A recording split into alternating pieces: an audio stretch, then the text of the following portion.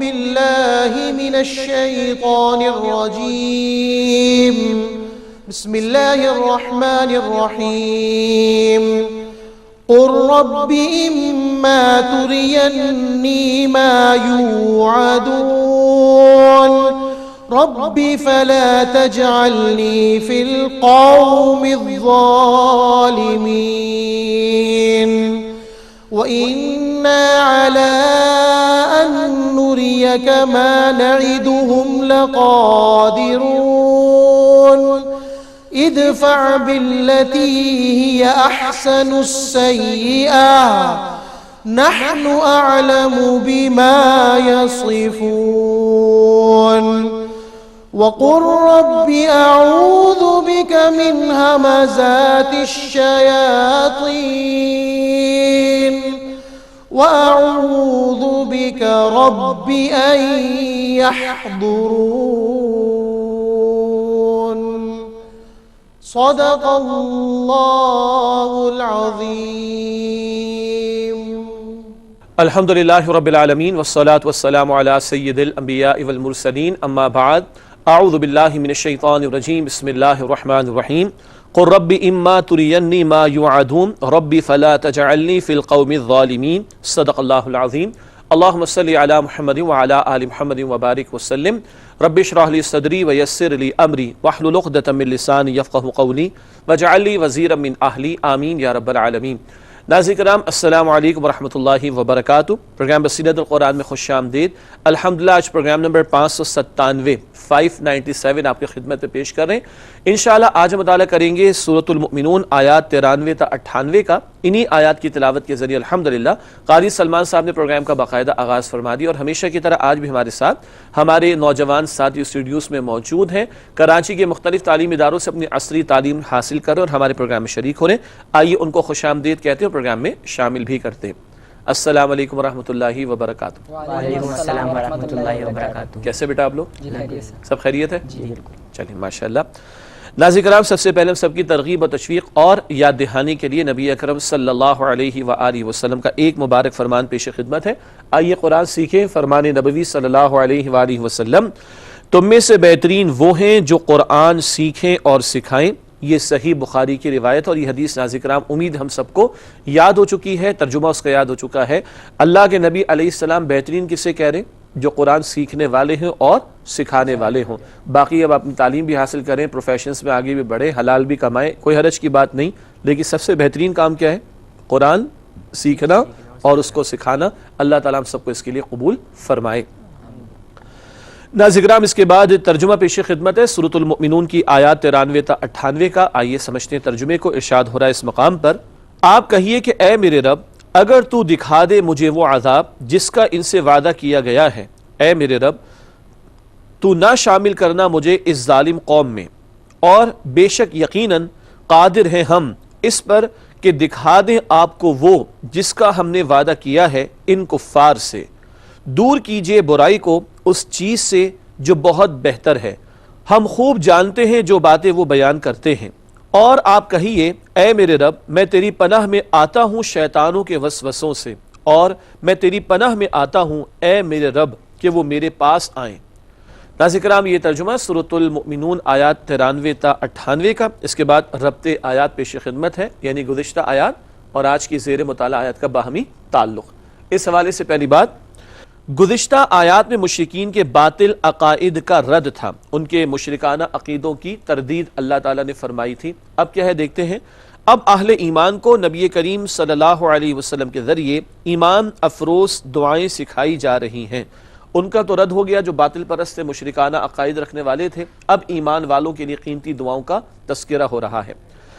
ناظرین کرام اس کے بعد تعارف کی طرف چلتے ہیں. جو باتیں تفصیل سے بعد میں تشریح میں بیان ہوں گی ان کا ایک خاکہ یا آؤٹ لائن.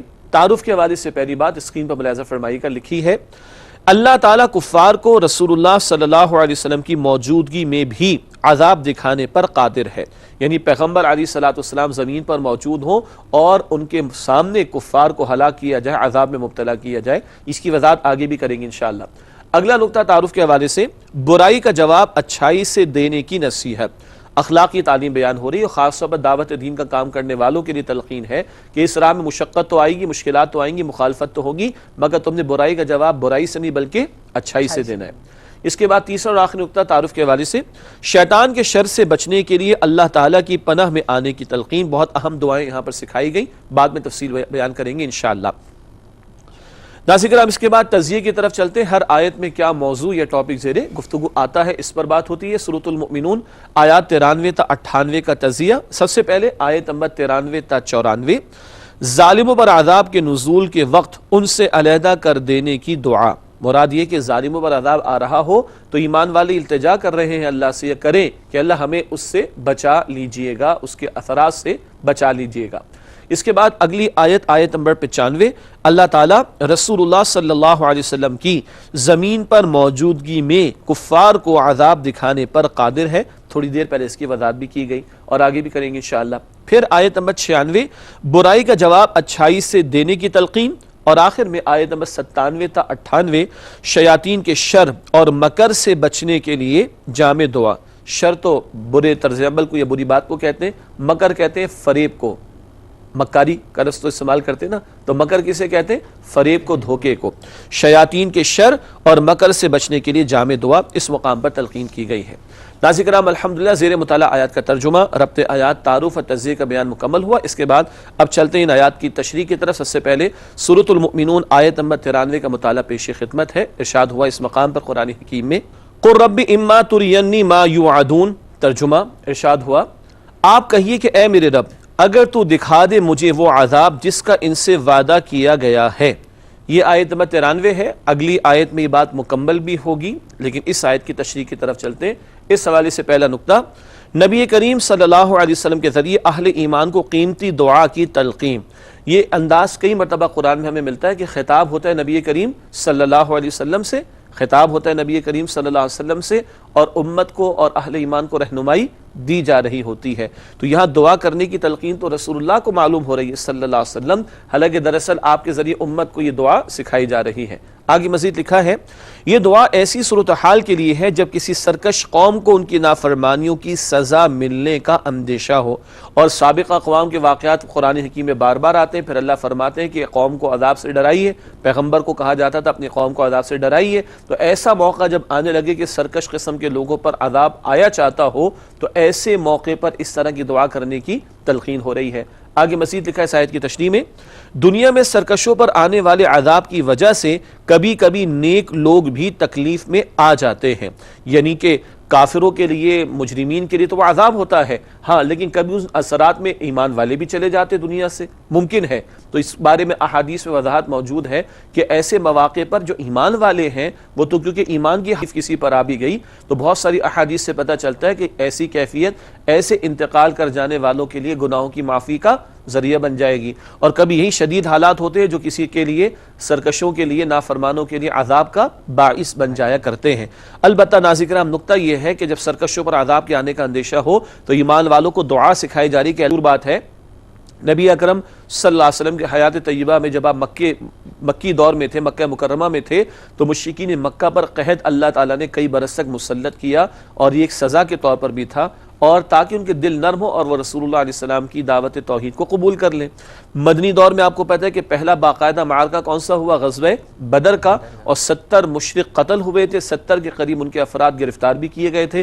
یہ بھی ایک عذاب کی کیفیت تھی، ایک کوڑا تھا جو ان پر برسا۔ تو بتایا جا رہا ہے کہ اے نبی، اگر اللہ تعالیٰ چاہیں، اللہ تعالیٰ اس بات پر قادر ہیں، آپ زمین پر موجود ہوں اور آپ کی نگاہوں کے سامنے ان کفار کو عذاب دیا جائے، جیسے کہ 2 مثالیں ہمارے سامنے آئیں۔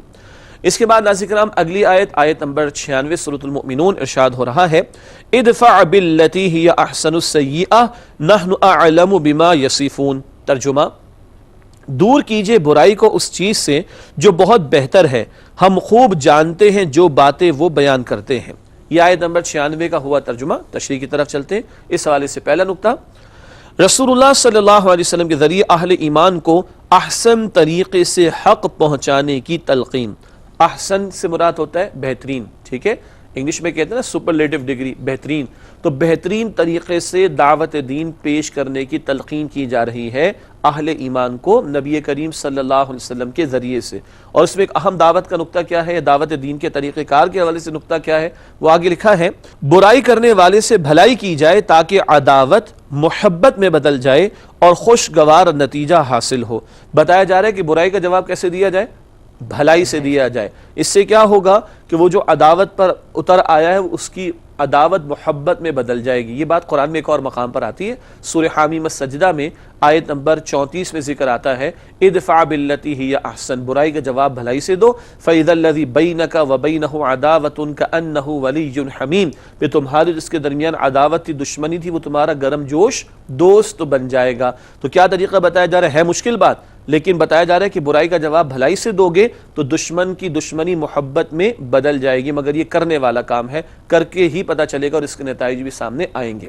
ناظرین کرام، اس تعلق سے آخری نقطہ اس آیت کی تشریح کے حوالے سے پیش خدمت ہے، مشرکوں کے برے سلوک اور ان کی ناگوار باتوں سے اللہ تعالیٰ خوب واقف ہے۔ الفاظ آئے نا، نحن اعلم بما یصفون، اللہ فرماتے ہیں ہم خوب جانتے جو بیان کرتے ہیں۔ تو یہ برائیاں کر رہے ہیں، برے کلمات کہہ رہے ہیں، مسلمانوں کے ساتھ برائی کا معاملہ کر رہے ہیں، اللہ تعالیٰ ایمان والوں کو تسلی دے رہے ہیں، اللہ کو سب پتہ ہے، اللہ ان سے نمٹنے پر قادر ہے۔ لیکن ایمان والوں کو تعلیم کیا ہے، دعوت دین کے میدان کے حوالے سے برائی کا جواب بھلائی سے دیا جائے۔ اللہ ہمیں عمل کی توفیق عطا فرمائے۔ ناظرین کرام، ایک وقفہ لیتے ہیں، اس کے بعد انشاءاللہ آپ سے ملاقات ہوگی۔ السلام علیکم ورحمۃ اللہ وبرکاتہ۔ السلام علیکم ورحمۃ اللہ وبرکاتہ۔ ناظرین کرام، پروگرام بصیرت القرآن میں آپ کو خوش آمدید کہتے ہیں۔ اگلی آیت کا مطالعہ شروع کرتے ہیں، سورۃ المؤمنون آیت نمبر 97۔ اس مقام پر بھی دعا سکھائی جا رہی ہے۔ ارشاد ہوا، وَقُلْ رَبِّ أَعُوذُ بِكَ مِنْ هَمَزَاتِ الشَّيَاطِينِ، ترجمہ، اور آپ کہیے اے میرے رب میں تیری پناہ میں آتا ہوں شیطانوں کے وسوسوں سے۔ یہ آیت نمبر 97 کا ہوا ترجمہ۔ آئیے اس کی تشریح کی طرف چلتے ہیں۔ اس حوالے سے پہلا نقطہ اسکرین پر ملاحظہ فرمائیے گا، شیطان انسان کا دشمن ہے، اس کے شر سے بچاؤ کے لیے اللہ کی پناہ میں آنے کی دعا کی جائے۔ پہلی بات تو یہ کہ شیطان ہمارا کیا ہے جی، دشمن ہے۔ سورہ فاطر میں آتا ہے، آیت نمبر 6 ہے سورہ فاطر کی، ان الشیطان لکم عدو فاتخذوہ عدوا، شیطان تمہارا دشمن ہے، تم بھی اس کو دشمن سمجھو۔ اب دشمن سمجھیں گے تو فائٹ بھی کریں گے نا، پہلے تو ڈیفینڈ کریں گے، دفاع ہوگا، اور اگر جنگ شروع ہو جائے گی تو پھر مقابلہ بھی کرنا پڑے گا، لیکن دشمن تو مانے۔ تو شیطان کے بارے میں پہلی بات یہ بیان ہو رہی ہے کہ یہ انسان کا دشمن ہے، اس کے شر سے بچاؤ کے لیے اللہ کی پناہ میں آنے کی دعا کی جائے۔ شیطان کا مقابلہ ہمارے بس کی بات نہیں ہے۔ شیطان کو پیدا کس نے کیا ہے؟ اللہ نے۔ اللہ کے اذن کے بغیر وہ بھی کچھ نہیں کر سکتا، تو اللہ ہی سے التجا کرے، اللہ اس کو واپس بلا لیجئے، اس کو ہٹا دیجئے اور مجھے اس سے بچا لیجئے۔ بات سمجھ آ رہی بیٹا؟ اسی سے ہم بچ سکیں گے شیطان کے حملوں سے اور وسوسوں سے۔ آگے مزید لکھا ہے، شیطان اللہ کی اطاعت سے روکنے، برائی پر لگانے اور داعی دین کو دعوت دین کے کام سے روکنے کی بھی کوشش کرتا ہے۔ ایک طرف وہ ہمیں نیکیوں سے روکے گا، گناہوں پہ لگانے کی کوشش کرے گا، اور دوسری طرف جو لوگ دین کا کام کرنا چاہیں گے ان کو بھی روکنے کی کوشش کرے گا۔ اچھا، پچھلی بات ہم نے کیا سمجھی تھی؟ پچھلی بات ہم نے یہ سمجھی تھی بریک سے پہلے کہ برائی کا جواب بھلائی سے دینا ہے۔ اگر کوئی ہمارے ساتھ برائی کرے جبکہ ہم اس کو دین کی طرف بلا رہے تو شیطان آ کر پتہ کیا کہتا ہے، تم نے اس کے پیسے لیے ہیں کیا؟ تم نے اس کا قرضہ کھایا ہوا ہے کیا؟ تم نے اس کا نقصان کیا تھا، یہ تمہیں جو آگے بڑھ بڑھ کے برا بھلا کہہ رہا ہے اور تم اس کو برداشت کر رہے ہو۔ تم نے چوڑیاں پہن رکھی ہیں، تم کسی سے کم ہو کیا؟ نہیں، اینٹ کا جواب کس سے دو؟ پتھر سے دو۔ آگے بڑھ کر نہیں نہیں نہیں، یہ کام اگر شروع ہو گیا تو پھر دین کی دعوت کا کام نہیں ہو سکتا۔ تو یہ اللہ کی اطاعت سے روکنے، برائی پر لگانے اور داعی دین کو دین کی دعوت کے کام سے روکنے کی بھی کوشش کرتا ہے۔ کون؟ شیطان۔ وہ ہمارا کیا ہے؟ دشمن۔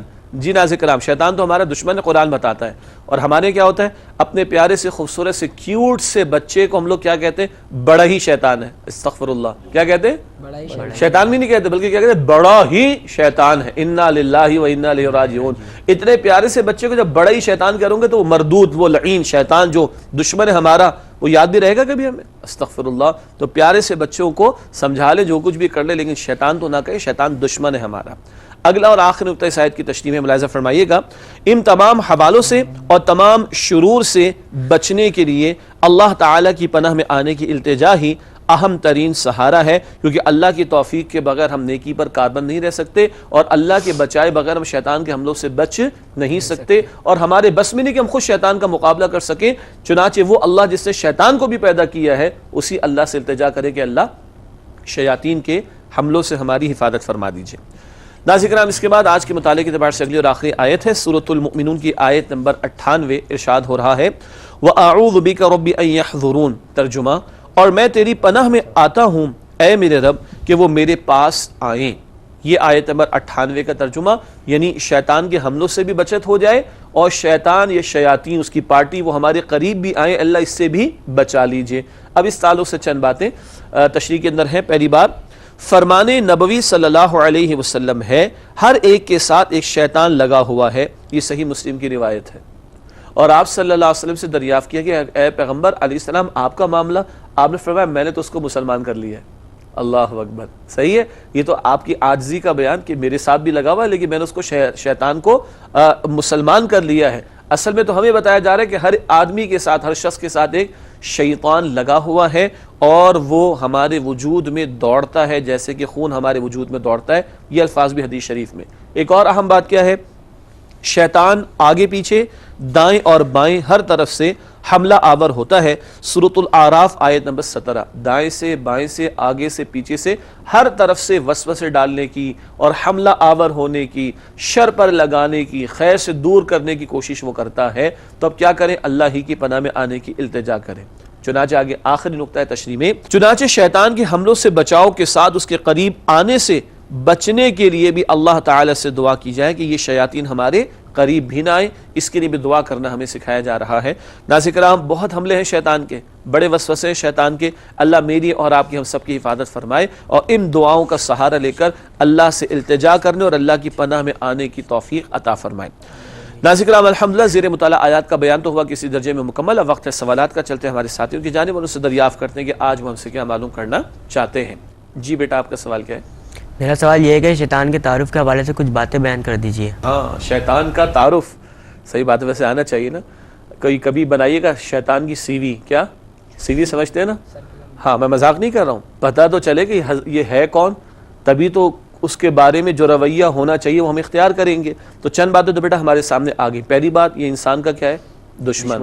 دوسری بات، یہ حدیث بھی آ گئی تھی کہ ہر ایک کے ساتھ شیطان لگا ہوا ہے، مسلم شریف کی روایت. تیسری بات، ہر انسان کے ساتھ لگا ہوا اور خون میں، بلکہ وجود میں خون کی طرح دوڑتا ہے. اس طرح ہمارے جسم کے اندر یہ سرایت کر گیا. ایک اور بات، یہ جنات میں سے، سورہ کہف کی آیت نمبر 50 میں ہے کان من الجن، یہ جنات میں سے ہے شیطان. ٹھیک ہے. اچھا، ایک اور بات ہے، اللہ کی مخلوق، اس کو بھی پیدا کس نے کیا؟ اللہ نے. تو اس کو اگر کوئی اجازت ملی تو کس نے دی؟ اللہ نے. تو ہمیں کیا کرنا چاہیے؟ اس کے شر سے اور اس کے حملوں سے بچنے کے لیے اللہ کی پناہ میں آنے کی کوشش کرنی چاہیے. اچھا، کیسے اس کے شرور سے بچیں؟ یہ دعائیں بھی بڑی قیمتی جو آج ہم نے سمجھی. رب اعوذ بک من ہمزات الشیاطین واعوذ بک رب ان یحضرون، یہ بھی پڑھنا چاہیے. اسی طرح اعوذ باللہ من الشیطان الرجیم بھی پڑھنا چاہیے. اسی طرح سورۃ الفلق، سورۃ الناس کی تلاوت کی تلقین نبی کریم صلی اللہ علیہ وسلم نے فرمائی بھی ہے اور آپ کا اہتمام بھی ہوتا تھا کہ فرض نمازوں کے بعد آیت الکرسی کی بھی آپ تلاوت فرماتے، سورۃ الفلق کی بھی تلاوت فرماتے، سورۃ الناس کی بھی تلاوت فرماتے تھے. اور ایک اور اہم بات یہ کہ یہ چھوڑتا نہیں بندے کو، آخری لمحات تک. جب بندے کا دنیا سے جانے کا وقت آتا ہے اس وقت تک لگا رہتا ہے. تب تک اس سے ہم نے فائٹ کرنی ہے، اس کو اپنا دشمن سمجھ کے. اور اس فائٹ میں اگر اللہ کی نصرت ہمارے شامل حال ہوگی تبھی ہم کامیاب ہوں گے. اس سے بار بار اللہ سے التجا کرنا، اللہ کے سامنے رونا، اللہ سبحانہ وتعالی سے مانگنا. ناظرین کرام، کوئی شک نہیں ہے کہ شیطان کے حملے ہماری حیا پر بھی ہیں، ہمارے لباس پر بھی ہیں. آدم علیہ السلام کا قصہ اپنے ذہن میں رکھیے گا. شیطان ہمارا ایمان ہم سے چھیننا چاہتا ہے حیا کو تار تار کر کے. یہ بے لباسی کی دعوتیں، یہ کم لباسی کی دعوتیں، یہ عورت کو نمایاں کر کے پیش کرنا، اور پھر آج کا سوشل میڈیا، الیکٹرانک میڈیا اور پرنٹ میڈیا اور یہ سیٹلائٹ چینلز، ان کے ذریعے شیطانی کاموں کی پروموشن. یقیناً آدمی پریشان ہے کہ میں بچوں تو کیسے بچوں، مگر اللہ علی کل شیء قدیر ہے، وہ بچانے پر قادر ہے. اس اللہ کے سامنے رونا، گڑ گڑانا، اس سے مانگنا، اسی سے ہم بچ سکیں گے. اللہ مجھے اور آپ کو اس کی توفیق عطا فرمائے. جی بیٹا، آپ کا سوال. میرا سوال یہ ہے کہ برائی کا جواب بھلائی سے دینے کی تلقین ہے، تو کیا بدلہ دینے کی اجازت نہیں ہے؟ ہاں، برائی کا جواب بھلائی سے دینے کی تلقین ہے تو کیا بدلہ لینے کی اجازت نہیں ہے؟ بدلہ بھی لیا جا سکتا ہے، مگر یہ جو چھوٹے چھوٹے کاموں کے اندر ہم بدلہ لینے کے چکر میں پڑ گئے، اس سے زندگی اجیرن ہو گئی ہے. ہاں، کسی نے چوری کی تو اس کو سزا ملنی چاہیے، قتل کیا ہے تو اس کو سزا ملنی چاہیے، مال لوٹا ہے، ڈاکہ ڈالا ہے تو اس کو سزا ملنی چاہیے تاکہ لوگوں کی جان، مال، عزت، آبرو محفوظ رہے۔ یہ کیا کہ گھر کے اندر، دوستوں کے اندر، پڑوسیوں کے اندر، رشتہ داروں کے اندر کھٹ پٹ ہوئی اور جناب آج سینے چڑھا کر میدان میں آ گئے۔ عام طور پر پسندیدہ رویہ کیا ہے؟ معاف کر دینا۔ ایک اور حدیث سے سمجھتے ہیں، اللہ کے نبی صلی اللہ علیہ وسلم نے فرمایا یہ صلہ رحمی تھوڑی ہے کہ دوسرے نے تم سے اچھا سلوک کیا تو تم نے بھی اچھا سلوک کیا، یہ تو برابر برابر کا معاملہ ہو گیا۔ صلہ رحمی یہ نہیں ہے، فرمایا کہ صلہ رحمی سمجھتے ہیں رشتہ داروں کے ساتھ اچھا سلوک کرنا۔ صلہ رحمی تو یہ کہ سامنے والا تمہارے ساتھ برا سلوک کرے اور تم اچھا سلوک کرو، یہ بڑی بات ہے۔ اچھا، قرآن ایک اور انداز سے کہتا ہے کہ کیا تم چاہتے ہو کہ اللہ تمہیں معاف کر دے؟ تو ہمارا جواب کیا ہوگا؟ بالکل۔ تو اللہ کہتے تم بھی دوسروں کو معاف کرو نا، تم دوسروں کو معاف کرو گے اللہ تعالیٰ تمہیں معاف فرما دیں گے۔ تو عام حالات میں تو پسندیدہ رویہ کیا ہے؟ برائی کا جواب بھلائی سے دیا جائے، خاص طور پر وہ لوگ جو دین کی دعوت کا کام کر رہے ہوں۔ اللہ کے پیغمبر علیہ الصلوۃ والسلام کو کیسے کیسے الفاظ کہے گئے مشرکین کی طرف سے، مجنوں اور جادوگر، معاذ اللہ، کذاب، معاذ اللہ، یہ قرآن میں الفاظ آئے مشرکین کے، اور کس قدر برائی ان کے ساتھ کی گئی، مگر آپ نے اپنے جان کے دشمنوں کو بھی معاف فرمایا۔ فتح مکہ کا موقع ذہن میں رکھیے گا، طائف کا واقعہ ذہن میں رکھیے گا۔ تو بہتر بات بھی یہی ہے، پسندیدہ بات بھی یہی کہ برائی کا جواب بھلائی سے دیا جائے۔ ہے مشکل کام، لیکن درس کے دوران ہم نے بیان کیا، تشریح کے دوران بیان کیا کہ قرآن یہ بھی بتاتا ہے کہ پھر تمہارا جو دشمن ہے وہ تمہارا دوست بن جائے گا۔ جی بیٹا، آپ کا سوال۔ میرا سوال یہ ہے کہ آج کے درس میں دعاؤں کا ذکر آیا ہے، تو دعا کی اہمیت بیان کر دیجیے۔ دعا کی اہمیت بیان کر دیجیے۔ پہلی بات تو یہ کہ بندے اور رب کے درمیان آسان ترین رابطہ وہ دعا سے ہوتا ہے۔ دعا کیا ہے؟ بندہ اپنے آپ کو بالکل اللہ کے سامنے جھکا دیتا ہے۔ اچھا، ایک ہمارا خیال یہ ہے کہ ہم نماز پڑھیں گے اس کے بعد ہی بیٹھ کے دعا کریں گے تو دعا قبول ہوگی، ایسا تو ہے، بالکل ہوگی انشاءاللہ تعالی، لیکن دعا کبھی بھی آپ کر سکتے ہیں۔ حتیٰ کہ اگر آپ موٹر سائیکل چلا رہے ہیں تو ہاتھ تو نہیں اٹھائیں گے نا، اس وقت تو اٹھا نہیں سکتے نا، تو اس وقت بھی دعا کر سکتے ہیں، دعا کر سکتے ہیں۔ آپ زبان سے دعا کیجئے اللہ تعالیٰ سے، اللہ تو دلوں کے حال کو بھی جانتا ہے، ٹھیک ہے؟ اتنا آسان ذریعہ ہے اللہ سے رابطے کا، کیا؟ دعا، ایک بات۔ دوسری بات ہے کہ دعا کے بارے میں اللہ کے نبی علیہ السلام نے فرمایا کہ دعا مومن کا بہت بڑا ہتھیار ہے، ٹھیک ہے؟ اسی طرح حدیث شریف میں آیا کہ الدعاء مخ العبادہ یا هو العبادہ، دعا ہی عبادت ہے۔ اللہ کی جو عبادت کرنی ہے اس کا ایک پہلو یہ تقاضا یہ ہے بندہ اپنے آپ کو اللہ کے سامنے جھکائے رکھے، اور اس جھکنے کی انتہائی کیفیت کب ہوتی ہے؟ جب بندہ دعا کرتا ہے۔ اور حدیث شریف میں یہ بھی آتا ہے کہ اللہ کو اس پر غصہ آتا ہے جو اللہ سے مانگتا نہیں ہے، اللہ کو اس پر غصہ آتا ہے جو اللہ سے مانگتا نہیں ہے۔ اور اللہ تعالیٰ یہ بھی فرماتے حدیث قدسی مسلم شریف میں، اللہ کے خزانوں میں کوئی کمی نہیں۔ حدیث شریف میں آیا، اللہ فرماتے، صحیح مسلم کی روایت، اللہ فرما رہے کہ تمہارے سارے کے سارے انسان اور سارے کے سارے جنات شروع سے لے کے آخر تک تمام کے تمام ایک چٹیل میدان میں کھڑے ہوں اور سب کے سب اللہ کو پکاریں، اور اللہ فرماتے ہیں میں سب کو ان کے مانگنے کے مطابق سب کچھ عطا کر دوں، سارے انسان، سارے جنات شروع سے آخر تک۔ اللہ فرماتے تب بھی میرے خزانوں میں کوئی کمی واقع نہیں ہوگی، بس تم دیکھو کہ سمندر میں کوئی سوئی ڈبو کر نکالے، کوئی پانی لگ کر آتا ہے وہ بھی بہہ جاتا ہے، اتنا کچھ کمی کا معاملہ ہوگا۔ اللہ کے خزانوں میں کوئی کمی نہیں، ہاں ہمارے مانگنے میں کمی بہت زیادہ ہے۔ ناظرین کرام غور کیجئے، پچھلے 24 گھنٹے میں ہم نے کتنے منٹ اللہ سے دعا کرنے میں لگائے؟ پچھلے 24 گھنٹوں میں ہم نے کتنے منٹس اللہ سے دعا کرنے میں لگائیں؟ تو بہت کچھ سامنے آئے گا۔ الحمدللہ سوالات ان کے جوابات آپ کی خدمت میں پیش کیے گئے۔ پروگرام کے آخری نماز میں آخری مختصر سیگمنٹس کو شامل کرتے ہیں۔ اس حوالے سے سب سے پہلے قرآنی معلومات کا نقطہ پیش خدمت ہے۔ آج کا نقطہ نوٹ فرمائیے گا۔ تکمیل دین کے اعلان پر مبنی سورۃ المائدہ کی آیت نمبر 3 حجۃ الوداع کے موقع پر نبی کریم صلی اللہ علیہ وسلم پر نازل ہوئی۔ مشہور آیت الیوم اکملت لکم دینکم، آج کے دن میں نے تمہارے لیے تمہارے دین کو مکمل فرما دیا۔ یہ دین کے مکمل ہونے کا اعلان کب ہو رہا ہے؟ حجۃ الوداع کے موقع پر، اور یہ آیت سورۃ المائدہ کی آیت نمبر 3۔ اس کے بعد ناظرین کرام حاصل مطالعہ جو باتیں تفصیل سے تشریح میں آ چکی ہے، آخر میں ان کا خلاصہ یہ ریک ہے۔ آج بھی 3 باتیں ہیں۔ پہلی بات کو نوٹ فرمائیے گا، اللہ تعالیٰ اس بات پر بھی قادر ہے کہ رسول اللہ صلی اللہ علیہ وسلم کی حیات مبارکہ میں بھی کفار کو عذاب دے، اور قحط کا معاملہ اور بدر میں کفار کا قتل ہونا اس کا تذکرہ ہو چکا ہے۔ دوسرا نقطہ ہے حاصل مطالعہ میں، اللہ تعالیٰ کفار کی سرکشیوں اور گستاخیوں سے باخبر ہے، یہ ایمان والوں کے لیے تسلی ہے اور کافروں کے لیے اللہ کی طرف سے وارننگ ہے۔ اور آخری نقطہ حاصل مطالعہ میں، شیطان اور اس کے وسوسوں سے بچنے کے لیے دعاؤں کی تلقین، اور شیطان ہمارا کیا ہے؟ دشمن ہے۔ جی ناظرین کرام، اس کے بعد جائزہ پیش خدمت ہے۔ 3 سوالات آج بھی ہیں۔ پہلا سوال اسکرین میں ملاحظہ فرمائیے گا، کیا ہم عذاب سے محفوظ رہنے کی دعا کرتے ہیں؟ کیا خوف آتا ہے کہ کہیں اللہ کی پکڑ زمین والوں پر نہ آ جائے؟ ڈرتے ہیں اور بچنے کی دعا کرتے ہیں کہ نہیں؟ اگلا سوال، کیا ہم برائی کا جواب اچھائی سے دینے کی کوشش کرتے ہیں یا سینے چڑھا کر بیٹھ جاتے ہیں ہم کسی سے کم نہیں؟ جی، اللہ کے پیغمبر علیہ السلام نے جان کے دشمنوں کو بھی معاف کیا ہے، تو اسوہ تو یہ سامنے آ رہا ہے، سنت رسول صلی اللہ علیہ وسلم سے تو یہ معلوم ہو رہا ہے۔ کیا ہم برائی کا جواب اچھائی سے دینے کی کوشش کرتے ہیں؟ اگلا اور آخری سوال جائزے کے طور پر، کیا ہم شیطان کے شر سے بچنے کے لیے دعا کا اہتمام کرتے ہیں؟ کیا شیطان کو اپنا دشمن بھی سمجھتے ہیں کہ نہیں؟ اور پچھلے 24 گھنٹوں میں شیطان کو اس درس سے پہلے کی بات کر رہا ہوں، کتنی مرتبہ ہم نے یاد رکھا کہ وہ ہمارا دشمن ہے اور اس سے بچنے کے لیے ہم نے اللہ سے دعا کرنی ہے؟ کیا ہم شیطان کے شر سے بچنے کے لیے دعا کا اہتمام کرتے ہیں؟ ہاں، مجھے یاد آیا، نماز میں تلاوت شروع کرتے تو کیسے؟